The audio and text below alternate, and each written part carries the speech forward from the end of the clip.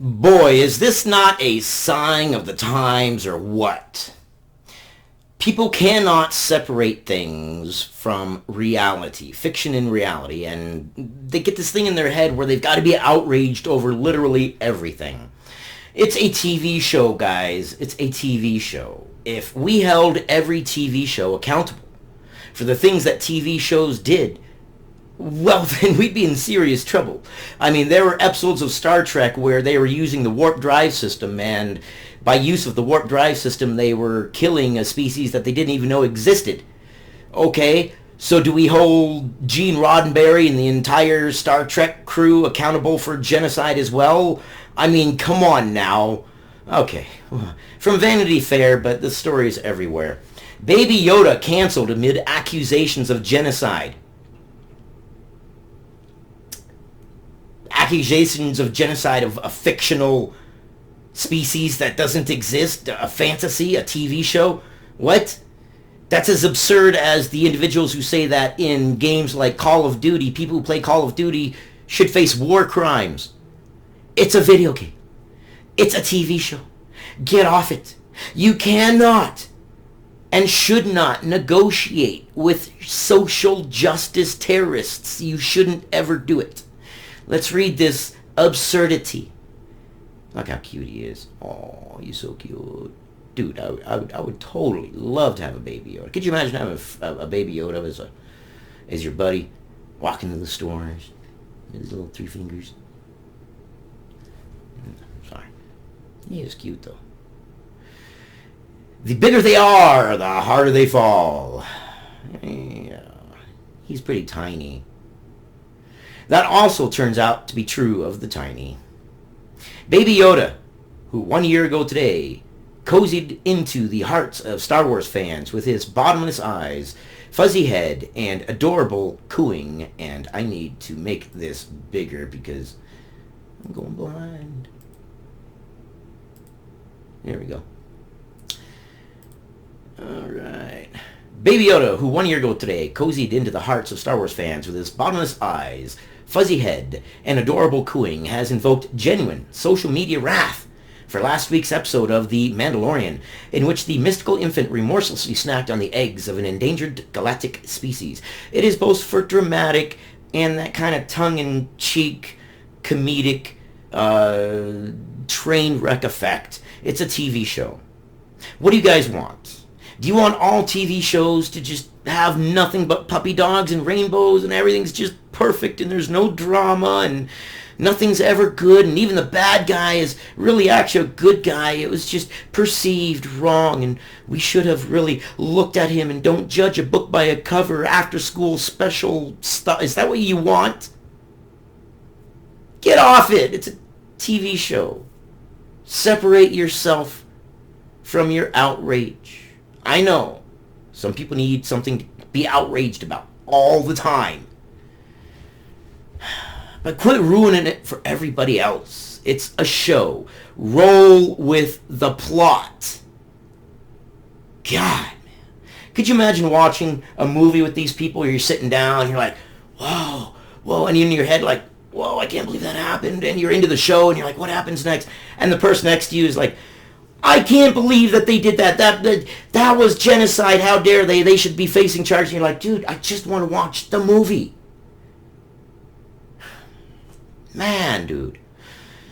Yes, in The Mandalorian, in which the infant remorselessly snacked on the eggs of an endangered galactic species. Yeah. Whether this is serious or silly depends, as Obi-Wan Kenobi would put it, on a certain point of view. Yes, it would. Do you have the point of view where you just want to watch and enjoy a TV show and let everybody else watch and enjoy a TV show? Or do you just want to ruin it for everybody else just to hear yourself speak and have something to be outraged about? Come on. This is ridiculous. Update. In the latest episode, which dropped Friday morning, Baby Yoda himself was swallowed alive by a giant sea creature, learning a valuable lesson about what it's like to be the appetizer. It ended with him playing nice with one of Frog Lady's new pollywogs. Given the redemptive turn, it appears his cancellation has itself been cancelled. Yeah. This is how the Tempest started in last week's chapter of the Disney Plus show titled The Passenger. Pedro Pascal's bounty hunter agrees to ferry an amphibious alien woman known as Frog Lady to a distant world. To a swampy, distant world so she can fertilize her canister of eggs, which floated in the brine like peeled apricots. Usually this show conjures memories of Boba Fett, but these called into mind Boba Tea. Oh, good Lord. See, he's allowed to do tongue-in-cheek humor, or her, whoever wrote this, is allowed to do tongue-in-cheek humor, so stroll with it. I'm not going to call Vanity Fair and say, cancel Vanity Fair because these saying that the eggs of this fictitious creature remind him of Boba Tea, and that's offensive to this fictitious creature. Her eggs are not Boba Tea to you. They are eggs. Okay. You see? I mean, absurd. Amy Sedaris' Starship Mechanic explains that if Frog Lady doesn't succeed in reuniting with her spouse before the equinox, the eggs will no longer be viable and her line will end. That adds some dramatic significance to the cargo, although there remains debate about whether only her family line would cease, or if the loss of the eggs would annihilate the species entirely. Who cares? It's the same thing. It's the same thing. I'm the last of the male on my family line, so, I mean, that's something. It's a show. It's a plot. It's a twist. It's a dramatic... What? And it's also the morbid tongue-in-cheek humor. I get it. Then the unspeakable occurs. Throughout the episode, Baby Yoda is caught reaching his little green claw into her unsupervised container in order to gorge himself on the inappropriate morsels. Well, then maybe she shouldn't have left her babies unsupervised. How about that? Should we call egg services, egg support services on Frog Lady? Quick, what's the number to egg support services? Somebody give me that number real quick. It's got to be a government number for that, right? Oh wait, it's a TV show. That organization doesn't exist because those eggs don't exist because that species doesn't exist because it's a TV show. The Mandalorian plays this for gross out laughs. But, dun dun dun, a contingent of fans on Twitter has taken the action seriously, expressing anger and sadness that the series would make light of something that is both a personal invasion and a potential extinction level event. Who's getting extinct? Okay. I'll tell you what. If you bring that species before me, then I will personally do whatever I can. I will drive to the studio and I will picket and I will say how dare they commit genocide. But until you bring that species to me that's actually having genocide committed, all I can say is I believe it's just a TV show and it's fictitious, and for all we know they really were apricots. It's a TV show. It's a TV show. Extinction level event. That has been countered by many others who feel this comical sci-fi storyline is being taken too seriously. Yeah. I just want to know who thought this was a good idea. Like, we have this woman whose species is facing extinction. She's fictitious. The extinction is fictitious. And she's very protective of her eggs. Then why did she leave them unprotected? Just saying. If you're going to take it as real life, and you're going to take it as an actual extinction level event, and those are her eggs, why wasn't she sleeping with the darn things? They should have been in her contact 24 hours a day. I don't give a crap. If it was real life, and I was some sort of a species that I could give birth, and I had the only line, I don't care if it's the only line of my species, or the only line of my blood, it doesn't matter, it's the same thing. I wouldn't be leaving it on a table and going doing my thing and whatever, and then come back and wait, 1, 2, 3, 4, 5, but 1, 2, 3, I'm missing an egg. And then leave it unattended again, come back, 1, 2, 3, 4. 1, 2, 3, 4.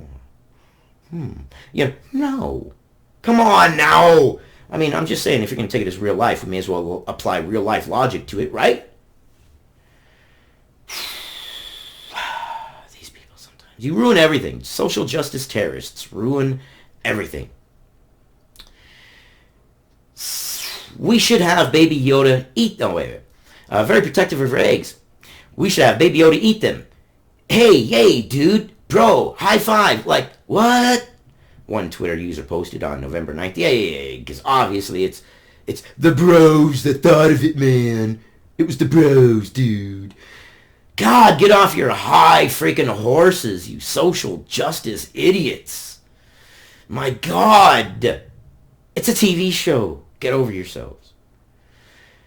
Gosh, Baby Yoda is losing the charm, another posted on November 6th. I hated him because he ate the eggs of a lady frog in her species. It's in extinction. It's a TV show. Another wrote, Baby Yoda not knowing any better. Genocide for sake of cute humor is never very funny. I mean, I laughed, but I felt really guilty about it. Okay, then you contradicted yourself in your same sentence. Baby Yoda not knowing any better. Genocide for sake of cute humor is not very funny. Stop. And then you said, I mean, I laughed. Stop. So therefore it was funny. Stop. But I felt real guilty about it. Stop. But that's the point of morbid humor. There used to be books about it. There used to be these little cards. They were garbage pail kids. And they were morbid. Oh, they were morbid. Sometimes looking at them when I was a kid, I'd be like, oh gosh, it made my stomach, some of them were just, whoa. But it was the morbid humor, and they were very, very popular. You should look them up. Garbage pail kids. God, they were fun. We used to trade them, and they were great. Gone are the days of when you'd be able to look at things like that and be like, yeah, it's entertainment purposes. If garbage pail kids were around today, boy, would it be a big deal. Unbelievable that this is an outrage. Unbelievable. Another Star Wars-centric Twitter user quoted the frog lady herself. We fought too hard and suffered too much to resign ourselves to the extinction of our family line. Well, that answers the question right there. Do these people not read further? So it's her family line. So what does she mean? It doesn't give any evidence as to... It's her family line, not extinction of her species. It's her family line. Okay, well, we answered the question. Boom. Does that mean I should get paid for this article by Vanity Fair because I answered the question that they couldn't answer? I don't know. I think so. Our extinction of our family line, Frog Lady said, after engineering a translator and standing up to a legendary Mandalorian. But please use these eggs as the butt of your misogynistic joke. Yes, because we have to bring politics into everything. We just can't have relaxation and escape from a hard day of work. No, we have to come home and deal with it more. That just... Jesus. I'm done with it. You guys get the gist of it. Now my question. Should cute, indefensive... not indefensive. Some people say he's indefensive.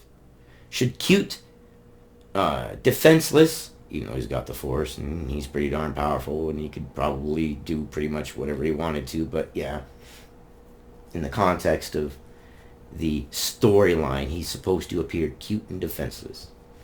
Should he be canceled for fictitiously doing a fictitious thing to a fictitious species that didn't even exist, and the whole thing didn't even happen except on a writer's pad and paper?